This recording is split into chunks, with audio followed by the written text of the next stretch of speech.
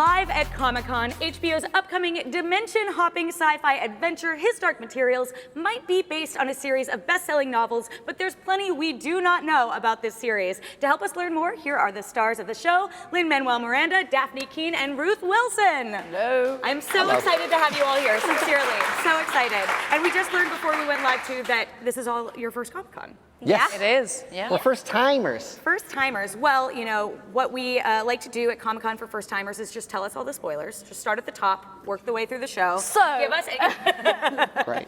No, in all seriousness, though, this is, of course, an HBO and BBC co-production. Just how dark and gritty and violent is this version gonna get? Like, we don't need to pull our punches for this version of His Dark Materials.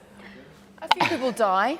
Don't they? A few people die on it. There's, it's not that violent. Yeah. It's still for children and for adults. It kind of serves everyone. It's more So psychological, if you know.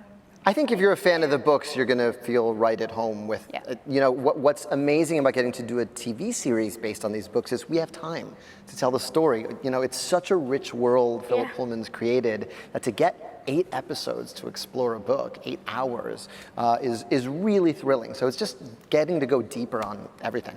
And, you know, obviously there was an adaptation of the movie before. There was a certain sentiment from fans that it didn't quite capture what made the book so special. There is this like rich religious backstory. There is this psychological darkness to it, and it's not necessarily a happy tale. So what do you guys feel like you really nailed and got right? We were talking about how you already have a second season. Like, that's a big vote of confidence. Yeah. Like, you've really gotten it right. well, I think what Lynn said, that we have more time to explore all the characters, dig deep into the worlds that Lyra travels through, and to sort of explore all the sort of theological and the layers of this story are so deep and varied, and we get to do that. The film had limited time and space to do that, and we have a lot more. So that's why I think the fans will be happy with what we've done, right? Yeah. What we've created. Yeah. Having like read the series, I'm sure, and the scripts, were there any specific, and no spoilers, but like standout moments that you were just so excited to get to capture and bring to life on screen? Well, I've never worked with an armored bear. Yeah, I have. I mean, I don't know about you, but I mean, yeah, I was thrilled to get to experience some of my favorite moments in the series in the first person.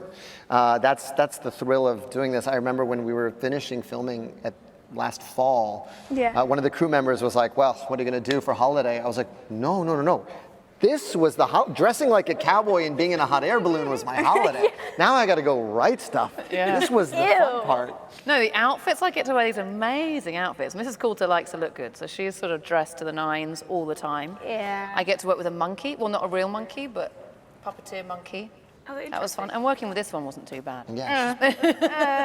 Daphne, I am so excited you're here because you just like stole our hearts and dropped our jaws in Logan. Like your version of X-23 was just so, you know, feral and just like this really physical, interesting performance. And Lyra obviously is also quite a spitfire as well. Yeah. So what are some of the elements that you kind of are bringing from the physicality of that performance with X-23 that are adapting here?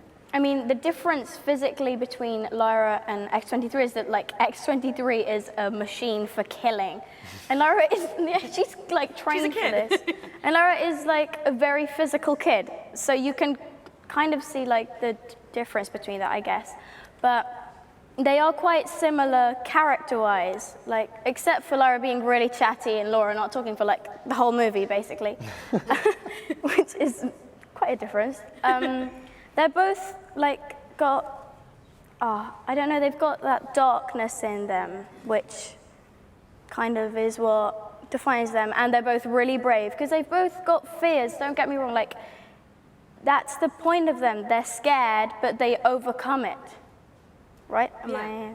Yeah. And obviously you have much longer to work with that arc for her too. I mean, it's not even the first season. Yeah. It's that, you know, it's spread out over these 3 books and however many seasons you end up doing it. I mean, it's a coming of age story for Lyra and for Will, and that's what's so beautiful about these books. It's a combination of, I mean, it's a sort of story about these children growing up and coming to life, but it's also, and it works on an adult level because of the philosophy and the theories and the kind of politics as well that's involved in it. So it's really dense. but it's really exciting. And she travels through all these different worlds, and they're created by a marvelous team. We've got this fantastic crew who have created the sets and the design and the costumes.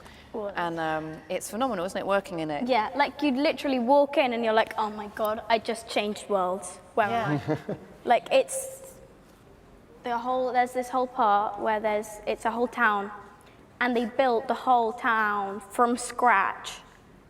And you just walk in. Up on like a goat farm up in the middle of Cardiff. Like, it's like, oh, sheep. Oh, there's a new town here. It sounds like you're leaning, even with the puppeteering and building the towns, it sounds like is it a really practical adaptation? I'm curious, even with, the big armored bears that you're hinting towards. Like, is that done practically, or is that? Yeah, and I think beyond an armored bear actually fighting. But we were working with... We had Joe. Yeah. Who's Joe? Joe played the bear. He was the puppeteer who played the bear, and he was incredible. I mean, we were playing opposite these incredible puppeteers who are wonderful actors, and so it totally changes our performance, the way we interact with our demons. Each relationship to our respective demons is totally different, and it just adds a totally different dimension to our performance. And if no one knows what a demon is, but in this show it's like it's your soul. It's manifested as an animal. Right. And when you're a child, it keeps changing form. When you become an adult, it settles. Yeah. So we all have. Your demon, you lose your life as well. Yeah, it's your soul. Yeah, you die. If your demon goes, you don't go. Or you can separate. Well, I can. You'll find out about that. But we all have different demons, so it was amazing, and that's really a dynamic that it sort of defines who the character is and the person is. So you have to dig deep into what that relationship is and why it's like it is. Yeah. So that's amazing. I mean, you're working with these puppets and these puppeteers and trying to work out what the psychology you is. Won't see the puppets. You'll see these incredibly lifelike animals. I mean, that was one of the things that was so thrilling when we saw the trailer, we saw the final forms. Because we got a tease of that in the teaser trailer. Demons, So but we hadn't seen them before. Like, we literally watched the trailer this morning in the hotel. You would see us, like, everyone was looking at us because me and Lily were like, it's Pam!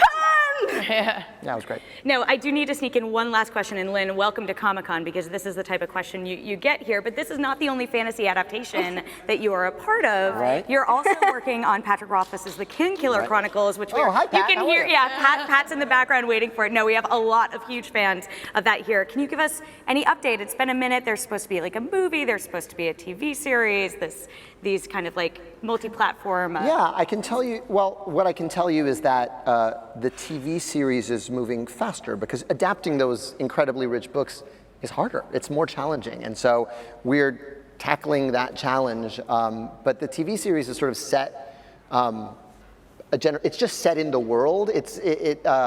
And about a generation before anything. So it's just sort of playing in Pat Rothfuss's world that he's created, and it's really fun. Because you do have that interesting point of view in the book where they're telling this story and then it's told basically through flashbacks, first person. Yeah. It's sort of Russian nesting doll structure, and that's very tricky to unlock. And so we're still trying to unlock it. I'm so excited for that, for his Dark Materials as well. And congratulations again that you're already ready to go back for season 2, because that gives us a lot of confidence in what you have cooking. His Dark Materials premieres on HBO later this year, and we'll have tons more coverage in the months ahead. But coming up in just a little bit, we are talking to the cast of the Avengers video game. So stick around, because IGN Live at Comic-Con will return right after this. Who is that?